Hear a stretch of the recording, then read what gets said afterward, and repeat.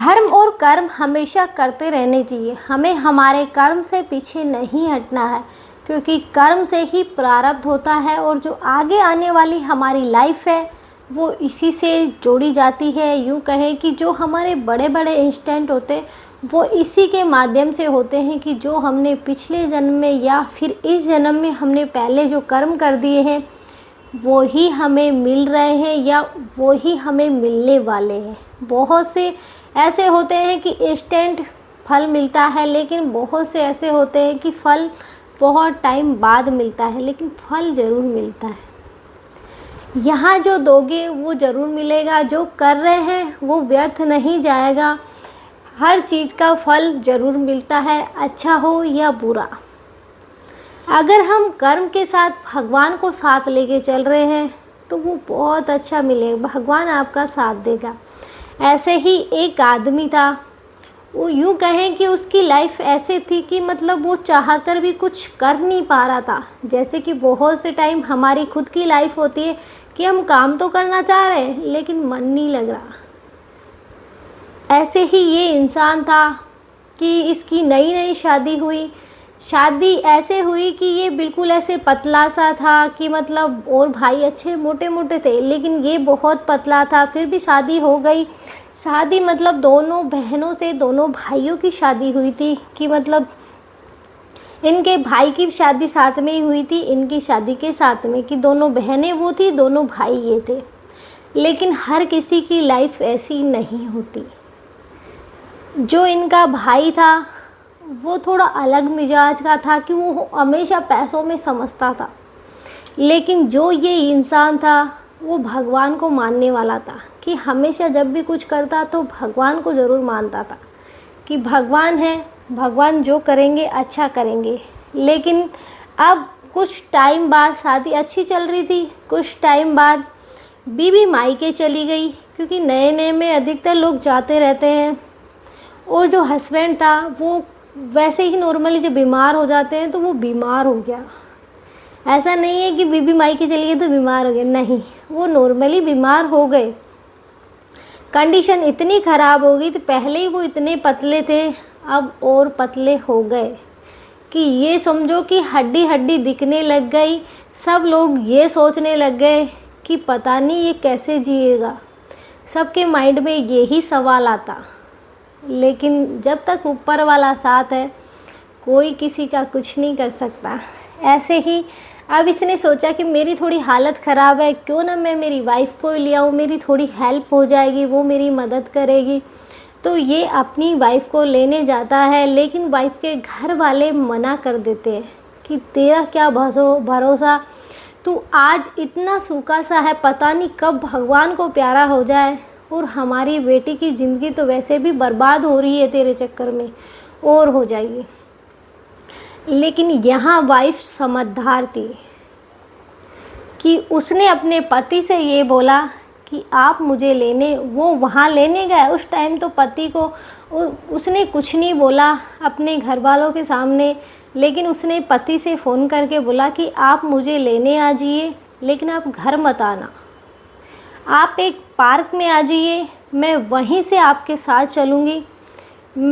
फिर पति ने बोला कि लेकिन तेरे घर वाले वो क्या सोचेंगे कि जब उन्होंने मेरी शादी कर दी है, अब आप मेरी जिम्मेदारी है, मैं आपकी जिम्मेदारी हूँ, तो फिर मैं अपनी जिम्मेदारी से पीछे क्यों हटूँ। तो जब पत्नी ने बोल दिया, पत्नी ने हिम्मत दी कि मैं आपकी तकलीफ़ में साथ क्यों नहीं दूँ, मैं आपकी तकलीफ़ में साथ दूँगी। पत्नी तैयार हो गई। पति बेचारा क्या करता, पत्नी ने बोला है तो जाना पड़ेगा। तो पति पार्क में चला गया। वहीं गांव, पहले शादी गांव में हुई थी, लड़की शहर की थी। तो पति गार्डन में बैठ गया, इंतज़ार करने लगा कि कब आएगी। पत्नी आई और वो दोनों वापस अपने घर आ गए। उधर घर वालों ने फ़ोन किया, अगर तू इसके साथ रहेगी तो हमसे तेरा कोई रिश्ता नहीं है। घर वालों ने रिश्ता तोड़ दिया। उन्होंने बोला, वाइफ ने बोला कि कोई बात नहीं, मैं इनके सहारे जी लूँगी, लेकिन इनको दुख में नहीं छोड़ूंगी। नहीं तो हर आदमी यही बोलेगा कि जब ज़रूरत थी तब साथ नहीं दिया। अगर पत्नी मजबूत हो ना पति की, तो कोई ऐसा इंसान नहीं है जो उसे हिला दे। अगर पत्नी का साथ मिल जाए ना इंसान को, तो वो बड़ी बड़ी कामयाबी हासिल कर लेता है। लेकिन आजकल पत्नी का साथ मिलना इतना आसान नहीं है जितना हम सोच लेते हैं। लेकिन यहाँ उसे पत्नी का पूरा सपोर्ट मिला, यहाँ तक कि उसके बाद उसकी हालत और ख़राब हो गई। पत्नी सिलाई करती थी उस टाइम, ये करीबन 20-22 साल की पहले की बात है। वो सिलाई करती थी उस टाइम, जो ब्लाउज थे वो एक ब्लाउज 6 रुपये में सिलता था। आज तो 100 रुपये से भी ऊपर जा रहा है, गाँव में भी, शहरों में तो इससे भी महंगे।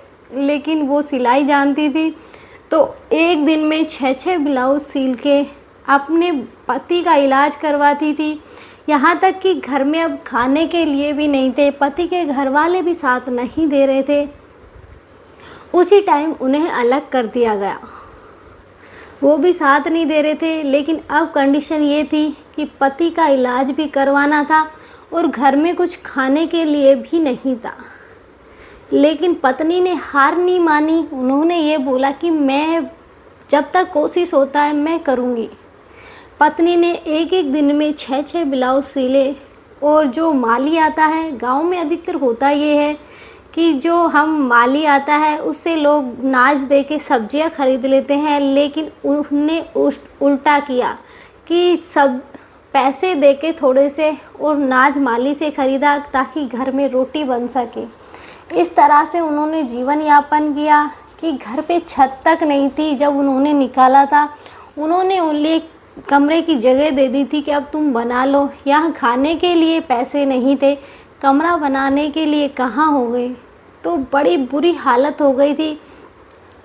ऊपर से अब जिम्मेदारी आ गई थी, क्योंकि बच्चे भी होंगे। जब वाइफ शादी हो गई, हस्बैंड वाइफ साथ है, तो नॉर्मली बच्चे भी होंगे। धीरे धीरे कंडीशन ऐसे ही चलती गई। पति की हालत भी थोड़ी सुधार में आ गई। लेकिन अब नौकरी पे बात आती है कि अब तो काम करना पड़ेगा। तो बेचारा पति काम पे जाता, लेकिन कोई काम पे जब वो जाता था तो कोई बात नहीं करता, तो उसका मन नहीं करता था कि जब मेरे से कोई बोलता ही नहीं है तो मैं काम कैसे करूं। वो इसी चक्कर में टाइम पास करके घर आ जाता था। वैसे वाइफ ने घर चला रखा था सिलाई करके, लेकिन वाइफ कब तक चलाएगी, आदमी को काम तो करना पड़ेगा ना।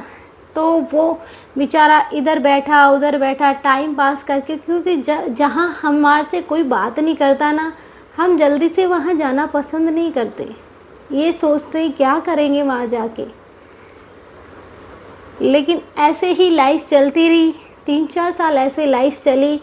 लेकिन वो बोलते हैं ना कि अगर तुम्हारा भगवान पे विश्वास है तो उसे कायम रखो, उसे डगमगाने मत दो, क्योंकि उसके घर देर है अंधेर नहीं है। जब तक आपके जो प्रारब्ध चल रहा है दुखों वाला वो ख़त्म नहीं होगा, आपके सुख के दिन नहीं आएंगे।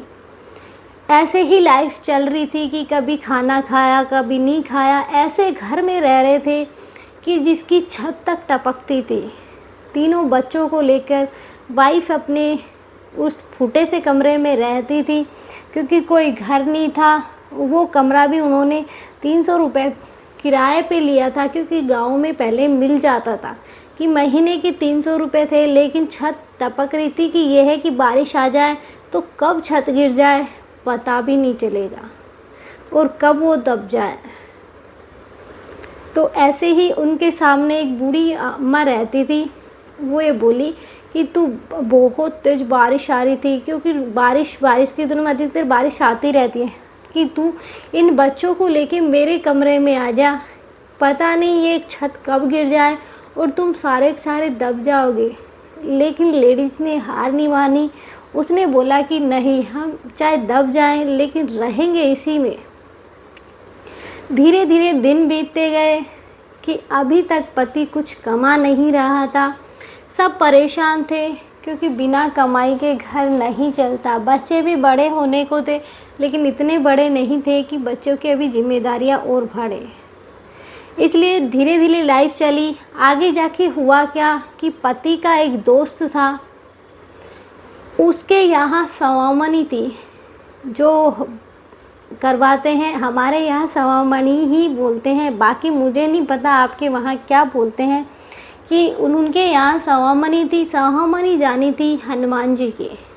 हमारे वहाँ हमारे पास में ही हनुमान जी है, वहाँ सवामणी थी कि एक जंगल से में जाके हनुमान जी हैं, वहाँ सवामणी मतलब बहुत पब्लिक आती है वहाँ, हनुमान जी को मानते हैं। हमारे यहाँ भी मानते हैं मानने को तो, लेकिन वो बोलते हैं जिसकी जैसी श्रद्धा वो सही मानेगा। तो उन्होंने सवामणी रखी थी, तो उसमें जो लेडीज़ थी वो भी गई थी, आदमी नहीं गया था, क्योंकि आदमी जाके क्या करे। लेडीज गई थी, वो उन्होंने ज़बरदस्ती बोला था कि चल चल, हम इतने सालों बाद सवामणी कर रहे हैं तो चल चल, बच्चों को भी ले चल। तो वो लेके चली गई। वहाँ उसने अचानक से उसके माइंड में ये आया, उसने बालाजी से बोला कि बाबा मैं आपके सवामण का रोट करूँगी, बस मेरे पति की जो नौकरी है वो उस पर टिक जाए, कि वो नौकरी उससे लोग बात करने लग जाए, उसका मन उसमें लग जाए। बस मुझे ये चाहिए कि मेरा घर अच्छे से चलने लग जाए, बस ये उसने मांगा था बालाजी से। और 3-4 दिन बाद ही ऐसा चमत्कार हुआ कि जहाँ तक लोग उससे बात नहीं करते थे कंपनी में, उस दिन वो लोग सामने से बुलाने आए कि तू यहाँ क्यों बैठा है, ऑफिस क्यों नहीं चल रहा। तो उसने बोला कि क्या करूँ आज आके, जब मेरे से कोई बात ही नहीं करता, मुझे खुद को ऐसे लगता है कि पता नहीं मैं कौन सी पता नीच जाति से हूँ कि ऐसे तो बोला, सॉरी मैंने गलत वर्ड यूज में लगा, मैं कौन सी उससे हूँ तो कि लोग मुझसे दूर भागते हैं, कि लोग मेरे से बात करना पसंद नहीं करते, कि ऐसा कुछ नहीं है तू चल। जो लोग कल तक बात नहीं करते थे आज वो सामने से बुलाने आए थे। ये होता है कि कर्म अच्छे करो, भगवान तुम्हारा साथ ज़रूर देंगे। हमें हमारे कर्म से नहीं भागना चाहिए, ये सोच के कि अभी दुख है, हमें इतने दुख मिल रहे हैं, फिर हम क्या करें, हम वैसे बहुत कुछ सोच लेते हैं, हमारा क्या होगा, हमारे बच्चे हैं, बच्चों का क्या होगा। अगर हस्बैंड वाइफ दोनों मिलके साथ चले ना तो बड़ी बड़ी मुसीबतें आसानी से टल जाती हैं, या यूँ कहें कि आसानी से निकाली जा सकती हैं। इसलिए हमेशा पति पत्नी को एक दूसरे का साथ देना चाहिए, दुख सुख में साथ देना चाहिए, जबकि अधिकतर ऐसा नहीं होता। जब भी कुछ दुख आता है तो सबसे पहले पत्नी ही भागती है दूर, कि ये तो पता नहीं कब तक जिएगा, मैं भगूँ पहले। लेकिन उसने ऐसा नहीं किया, उसने अपने माँ बाप तक छोड़ दिए, अपने घर वालों की नहीं सोची। उसके बाद हुआ क्या कि जब किस्मत अच्छी आती है तो चारों तरफ से आती है, और किस्मत रूठती है तो चारों तरफ से रूठती है। उसके बाद ऑटोमेटिक बिना कुछ बोले उसके घर वाले भी उसके पास आ गए, क्योंकि वो जो दुख का टाइम था ना वो निकल चुका था। अब उसके घर वाले भी उसके पास थे, उसके पति की जॉब भी लग गई थी, वो अच्छा खासा कमाने लगा था। यहाँ तक कि अब उनकी लाइफ एक अच्छी खासी वो जीने लग गए, कि अब उनको परेशानियाँ थोड़ी कम हुई थी, क्योंकि सैलरी मिलने लग गई थी, इधर वाइफ भी कमा रही थी, कि दोनों मिलके कमाएंगे तो घर थोड़ा अच्छे से चलेगा। ऐसे ही लाइफ थोड़ी आसान हो गई, क्योंकि पैसे जब घर में आते हैं ना तो थोड़ी मुसीबतें कम हो जाती हैं। लेकिन हर मुसीबत पैसों से सोल्व नहीं की जाती, क्योंकि मान लो घर वालों से झगड़ा हो गया, तुम क्या पैसों से सोल्व कर लोगे उसे? नहीं कर सकते।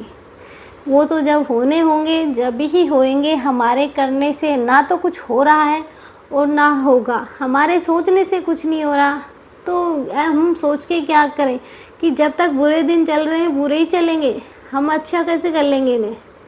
नहीं कर सकते। इसलिए हमें ऐसा नहीं सोचना चाहिए। हमारे साथ कोई बुरा कर रहा है तो ये सोचो ना कि कोई बात नहीं, हमने कोई बुरे कर्म किए होंगे, इसलिए शायद आज हमारे साथ बुरा हो रहा है। और अगर लाइफ में सब साथ देना एक दूसरे का, तो यूँ समझो कि दुख तो दुख लगेगा ही नहीं, वो भी एक हंसी खुशी वाला पल लगेगा, ये सोच के चलो कि आज नहीं तो कल ठीक। आज के लिए इतना ही। जय श्री राम। मिलते हैं नेक्स्ट वीडियो में।